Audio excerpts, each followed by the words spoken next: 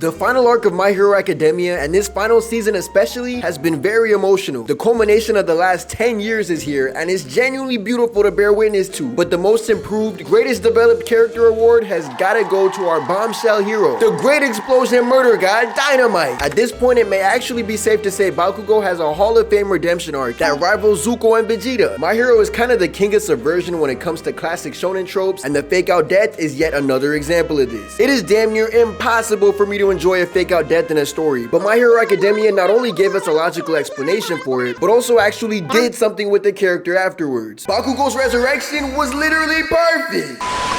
Bakugo's death last season was already an emotional masterpiece, dog. He had the Phil Coulson, All Might Carter Doom laying next to him in the rain and everything. He ain't go down without a fight either though. Don't get it twisted. He put BTA on Shigaraki before croaking. This is the face of somebody who was in absolute flow state. Head literally empty. You see how much blood he lost? And then Shigaraki activated the final villain buff of death and he got fried. This nigga look dead as hell though. Oh my goodness. Medic, please. I remember when this happened in the manga, I got spoiled immediately. Like literally frame 0 before the chapter even came out. As an anime only, mind you. But yeah, this was a very powerful scene that felt like a very brutal and real send-off for one of the main characters of the story. But in hindsight, I guess it would have been crazy if Bakugo was the only character in 1A to die in this final war. But given this scene, it would have made sense. He got to flex his insane battle prowess before getting put in Shigaraki's blunt. Horikoshi put on his lab coat and safety goggles when writing his resurrection. Cause how do you even think to use Edge Shot to sacrifice his body to save Bakugo by literally threading himself into Bakugo's insides? Edge Shot giving his life to save Bakugo felt like a worthy and heavy trade-off too, but it turns out Bakugo was really just like that. He got our cake and ate it too. And the whole concept of Edge Shot using his quirk to sacrifice his body to like thread himself literally into Bakugo's insides, that's peak writing because like dog, quirks are truly the greatest power, well, quirks are truly one of the greatest power systems of all time because like there's just so many interesting ways to use everybody's different quirks, dog. It's just beautiful writing. Now, should Edge Shot have died? I mean, yeah, but like there was some level of sacrifice because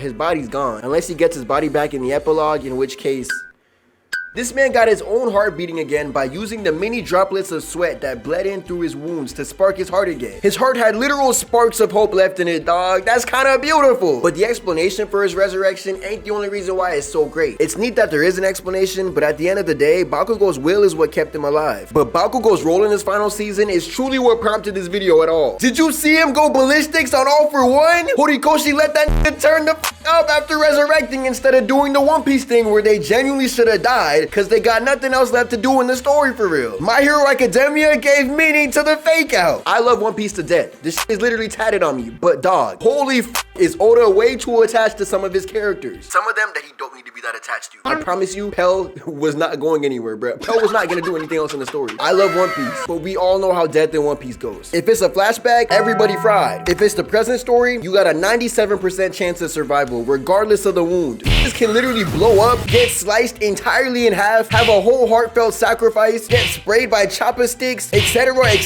and still survive. It's just interesting seeing who dies in One Piece and who lives. Cause you're telling me Ashura Doji died to the same thing that most definitely should have killed Pell? Interesting, very curious. At least Izo got jumped though, and took one of them with it. But what I'm trying to say is there's no point in giving a character a new lease on life if the story's not gonna do anything with it. Bakugo took his resurrection and ran with it, full speed. Actually, no, this didn't even run with it. He flew. He spread his wings, took flight, and became a legend. All Might was seconds away from joining the long list of mentors that get boomed by the main villain. And here comes the great explosion murder god on go. He was given All For One beats by Dre while maniacally laughing. There is nothing but pure elation on his face, dog. He knows he shouldn't even be breathing right now. If he was in flow state before against Shigaraki, this nigga has now become the almighty lord of the flow. Bag work demon. This nigga said, I can see the future. You don't live to see tomorrow. Bakugo was literally using the immense pain his body was in to make him faster and stronger. I don't know what the science is behind that, but something about his nitroglycerin sweat mixing with some other nerve endings in his body or something. I don't know. Horikoshi swore he a scientist now. I ain't gonna lie. Cook. Continue to cook. I'm not gonna lie. This was some JJK level battle commentary, dog. You lost me, but I'm still here. It's beautiful. The art and animation were also so beautiful. Oh my peak. Bones said we are putting in everything we have for this final season. But I'm said give me your energy to every single animator on staff, bro. Oh my goodness. Oh my god. It's so beautiful. And this is like 3 episodes deep. What is the finale about to look like? Holy sh! I just landed like a UFO.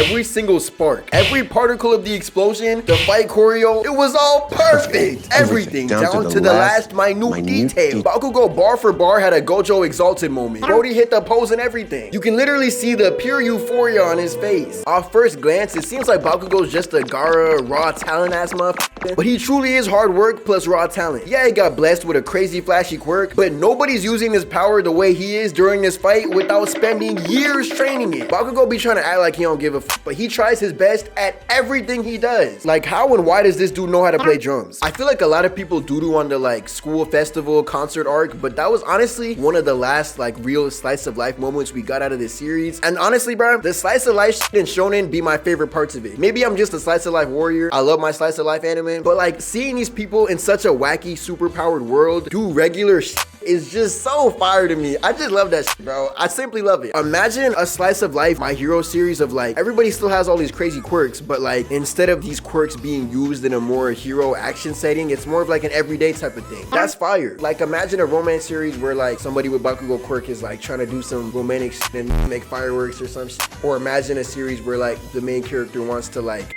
I don't know, be an artist and his quirk is like so not suited for that and he tries to make it work with his like quirk that's not, that would be fire. Okay, look, somebody cook with this universe, please. I'm not ready to say goodbye, fine. But just being able to sweat nitroglycerin is not enough to be one of the greatest heroes that ever lived. He put pain in, training his quirk to evolve it slowly. Heroes Rising was a beautiful movie with a really hype climax, but this dude don't need One For All to be the most busted hero in the known universe. This is straight grit and determination. I love how there's little sparkles of sparks just constantly beaming around him all the time during this whole fight. Like he's activated beyond activation.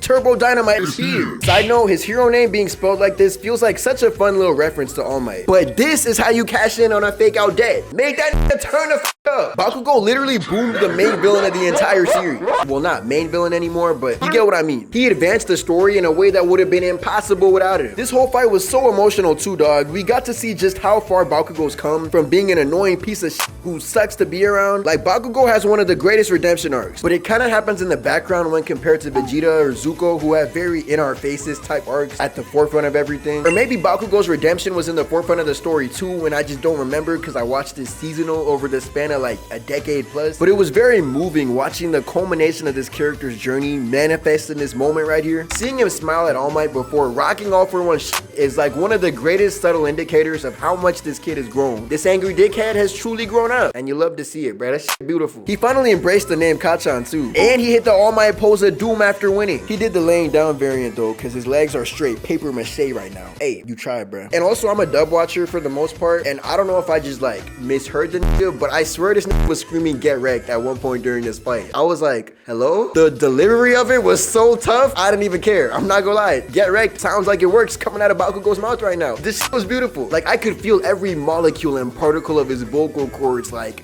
reverberating and shit, bro. I ain't gonna lie. W performance, that shit was beautiful. Bakugo has never really been one of my favorites in this series, but watching how they put a bow on his journey has been so beautiful. And Horikoshi actually managed to get me to be excited for a fake out death because he didn't waste it. Like as soon as I seen that episode, I literally turned into the Danny DeVito meme of like, oh my god, I get it now. Because like, dog, I was gonna wait until the season was completely over, and by the time this video comes out, the season might be over. But like, dog, I was like, no way am I actually smiling cheek to cheek at a fake out death and how beautiful it is right now. Seeing Bakugo crashing through the building, just laughing like a kid on sugar high rush, bruh. That shit was like genuinely so beautiful. And they had the flashbacks of like how crude and like brash he was like just a couple seasons ago, and it was like, I ain't gonna lie, this final season is like hit me in the feels. Like I remember when My Hero Academia's anime was about to come out, I was in like middle school, dog. I had already heard shit about the manga, so I was like, I'm ready to go. Let's check this series out. And now I'm 23 and the anime is finally ending, bro. What? And this is My Hero Academia. When One Piece ends, bro, I'm not gonna lie. The global population is decreasing, I'm not gonna lie. One Piece been with me literally since I was like, what, 7, 8 years old? I'm 23 now, dog. Bakugo's redemption is genuinely, that's one of one, bro. Hall of Fame of death. But yeah, shout out the Great Explosion Murder God Dynamite, and shout out you. I can't feel my face right now, I'm burning up. I got this feeling that I won't come down like. Got this feeling that I won't come down like. Got this feeling that I won't